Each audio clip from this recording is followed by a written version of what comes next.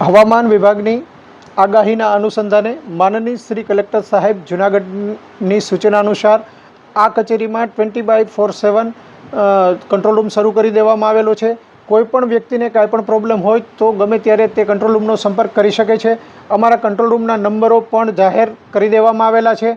જરૂર જણાએ કોઈપણ પરિસ્થિતિને પહોંચી વળવા માટે પૂરની પરિસ્થિતિમાં એવી પરિસ્થિતિ સર્જાય તો મહાવીર સહકારી મંડળીના પ્રમુખશ્રી સાથે ચર્ચા થયા મુજબ તેની બોટ અને તેમના માછીમારો પણ સ્ટેન્ડ બાય રાખવામાં આવેલા છે।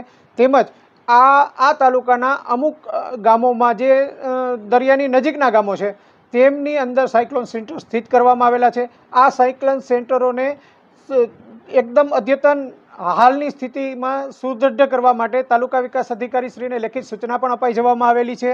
તેમજ આ મત્સ્ય ઉદ્યોગ અધિક્ષક શ્રીને પણ સૂચના અપાઈ છે કે બને તેટલી બોટો દરિયામાંથી પરત બોલાવી લેવાય। તેમના જણાવ્યા અનુસાર 2000 જેટલી બોટોને પણ પરત બોલાવી લેવામાં આવેલ છે।